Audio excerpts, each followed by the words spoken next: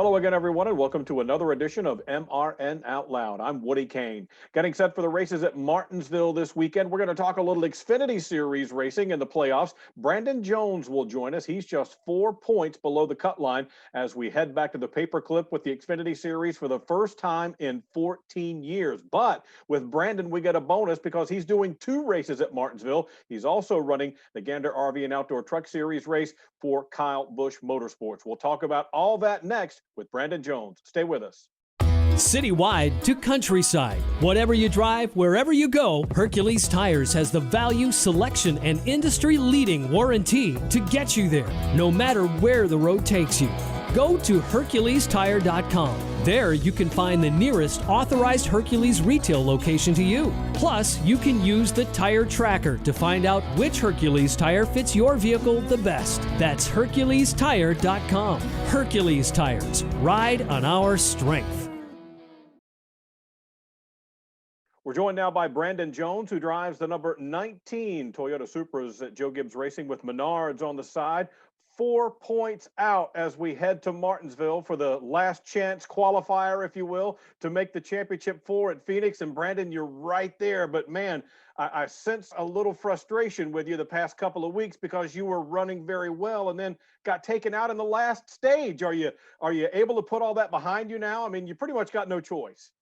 Yeah, I mean, you said it, man. We don't have much choice coming into this weekend, but it is frustrating because I felt like this was the round, that I was really looking forward to, and was so excited and surprised at sometimes how we made it through the first one. There was some tough tracks that really composed some pretty difficult things for you, and we did a great job getting through Talladega, getting through the Roval, and then had 2 great race cars these past couple weeks, and just hate that they've ended the way that they have, and felt like I could have probably won both races that we've been in, and just for whatever reason, circumstances didn't allow for it. So I am looking forward to Martinsville, honestly, this weekend. It's been a long time since I've been there in a truck, and now with this being the cutoff race, I've actually ran so many laps in the simulator this week. I've exhausted the simulator. I think we're getting close to probably 600 plus laps on that. So I'm excited. I'm looking forward to it. Like you mentioned too, we got the truck race, and man, I don't see anybody but myself really in the truck race that's going to be in the Xfinity race. So I see a huge step already there to having some laps on the racetrack and having some confidence before we climb in the Xfinity car. Couple things about that truck race I wanted to touch on with you. Does that vehicle translate much to what you're going to feel in the Xfinity car? Because I think it would be more like making sure you got your rhythm right, isn't it? It's going to be more of a rhythm thing. Yeah, I agree with that for sure. The trucks surprisingly have a bunch of horsepower, but there's no RPM in the truck with the new Ilmor motor. And so that gives you a different sense of feel on the power curve. So that's the only big difference with them. I just feel like that you get down the straightaways quicker with the Xfinity car. You have to use a little bit more brake possibly. But absolutely, I mean, getting in a rhythm, looking at, markers, is there any braking points on the track that are going to be fairly the same? When I drove on the simulator this week, both truck and Xfinity, they're fairly close, I feel like, on braking points and things like that. And I thought I was using possibly a little more brake in the Xfinity car. Also honestly messed around with the Cup car for a little bit too. We have so many guys that from the Cup series at JGR that do post scalings on tires and do test sessions in the simulator at Toyota that I can look at traces there. And so I actually did all 3 cars this week just to get a feel for it and just to get an idea. And obviously when you get to the Cup car, it's more horsepower, it's more braking. So we kind of threw that out the window, obviously not having a Cup race for myself, but still just to get the idea and get the point of it. So I thought that was pretty interesting to see the differences between the 3.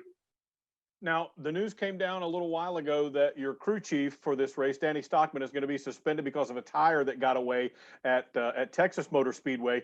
You do have a truck win this year, but I'm curious, have you worked with Wes Ward, who's going to be your crew chief now for the 51 truck? I know Wes pretty well. I've actually not worked with him in a race yet. But I think that the truck race is fairly short. I want to say it's 200 laps or so. And, I think there's actually a chance you can just pit one time. So there probably won't be really, honestly, a big strategy to play in this race. I'm curious to see what happens in Texas. That'll depict a lot of things for sure. But if we're the first race on the racetrack, the track's going to be super green, no rubber laid down at all. And with it being really cold, I don't see the tire taking much rubber or the track taking much rubber. So that'll be a pretty interesting thing if that's the case. We'll probably end up pitting more just to get those tires off and to not have any cording problems or anything there. And I know that's an issue when you come to Martinsville.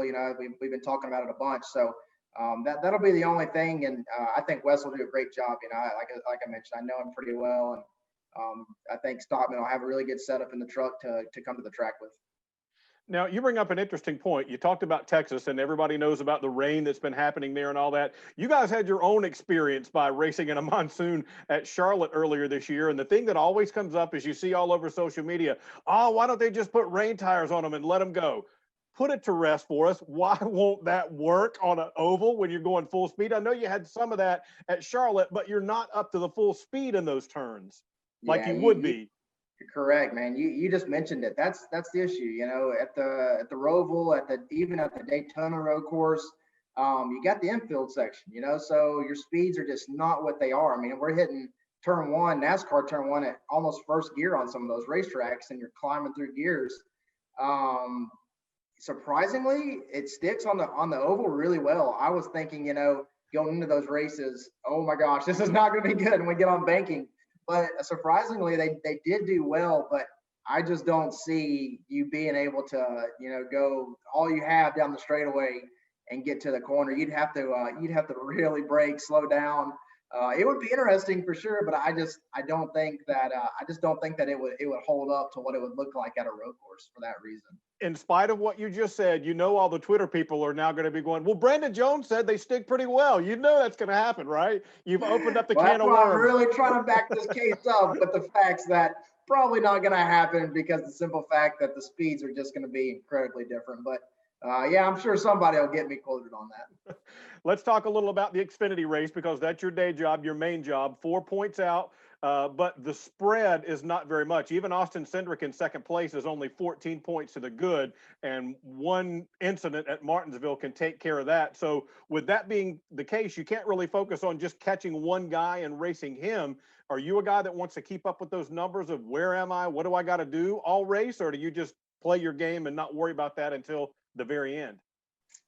I feel like in our position that we're in, that it's honestly going to be exhausting if we kept up with the points. I have a feeling, and I could be wrong, but I have a pretty strong feeling that it's going to be constant all day. We're in, we're out, we're in, we're out. It's just going to be keep back and forth.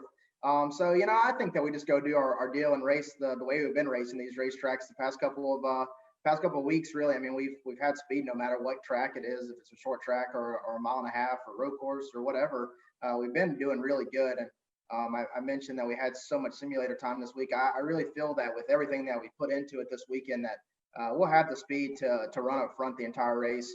And you still don't have to, in my opinion, you still don't have to win the race to make it to the last one. I think that you can still point your way into the Final Four.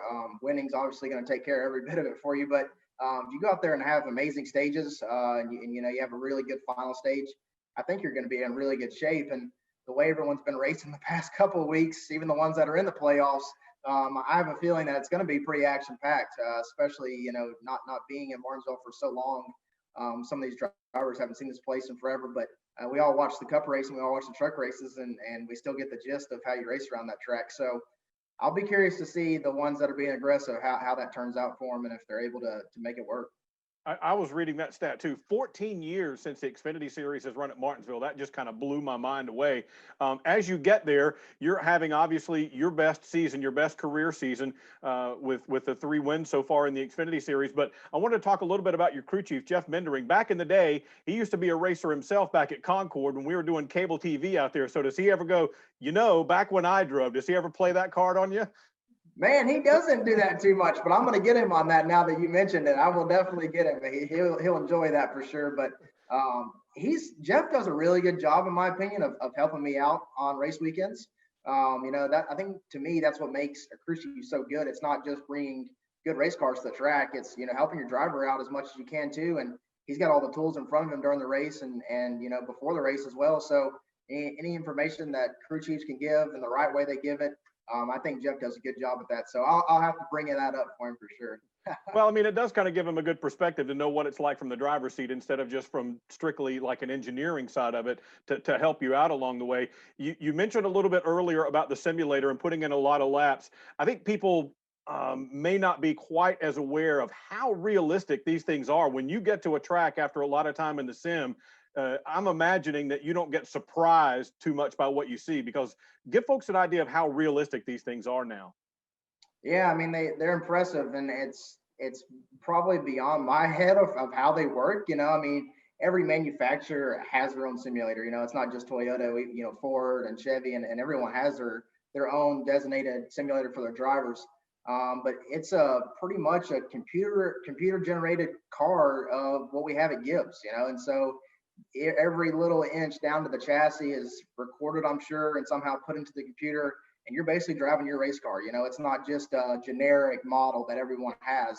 It's your exact chassis that you're driving, and it's the shocks, it's everything that they put on that car that you're going to show up to the track with. So yeah, I mean, I especially with practice, not having practice or having a qualifying session, I think that's what you have to do. I mean, I know that when we were in full swing of things, I don't think that every week all the Cup drivers were in there, but now, not even having that, the Cup guys are even utilizing it. So it shows you how big of a tool that it really is whenever you're limited like this on time and on practice. But the only thing that they have to figure out somehow how to make it do, and I don't know if it's ever going to be able to work, but there's no G forces. The sim has movement, it has some yaw, and it has some things that it does.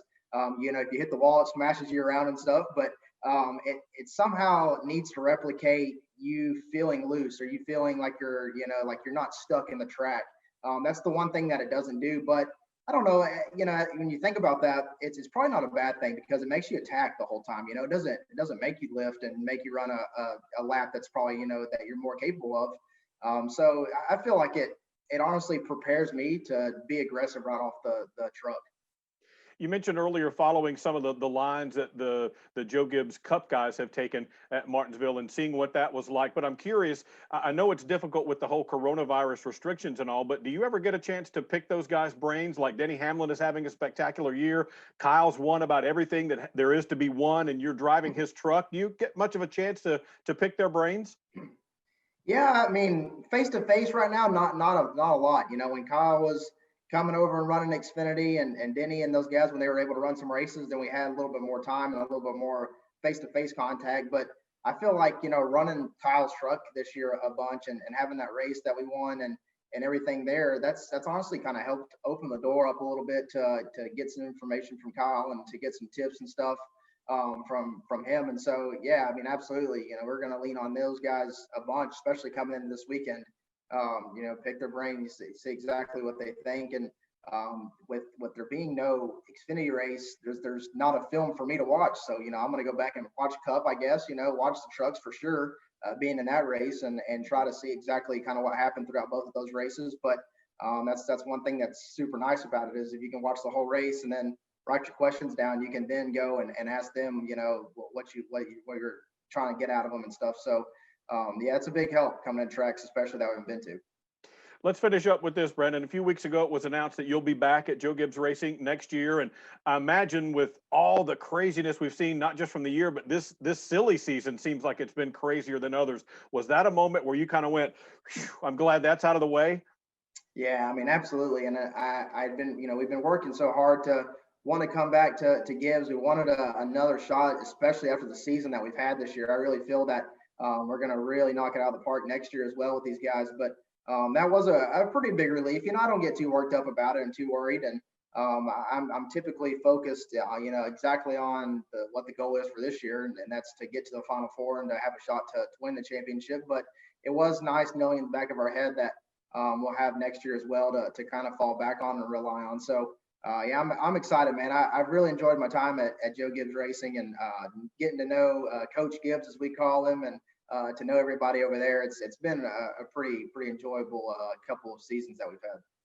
Well, Brandon, congratulations on the strong year. The deal for next year all locked up, and stress-free is definitely the way to go through it. We appreciate your time. All right, thanks for having me. There you go. That's Brandon Jones. He drives the number 19 Toyota Supras at Joe Gibbs Racing. Menards on the side of that car. He'll be running 2 races this weekend at Martinsville. You can hear them both right here on the Motor Racing Network. We'll be right back. Sir, are you aware you were going 40 miles an hour? This is a residential area. Sure, but I'm on my lawnmower? Wait, am I getting a ticket? No, I've just never seen anyone top 9 miles an hour on one of those bad boys. And mow their entire lawn in 30 seconds? What got into you? Well, it did fuel up at Sunoco this morning. At Sunoco, we know how to fuel peak performance. We've been doing it for American racing for over 50 years. Fuel your best. Well, that's all the time we've got on this week's edition of MRN Out Loud. We want to thank Brandon Jones for joining us as he tries to make his way into the Championship 4 at Phoenix. And don't forget, he'll also be running the truck race there as well. You can hear both those races as well as the Cup race on the Motor Racing Network. Check MRN.com for complete schedule listings and all the information you need to get you through the weekend. Until we see you right back here next week, I'm Woody Cain.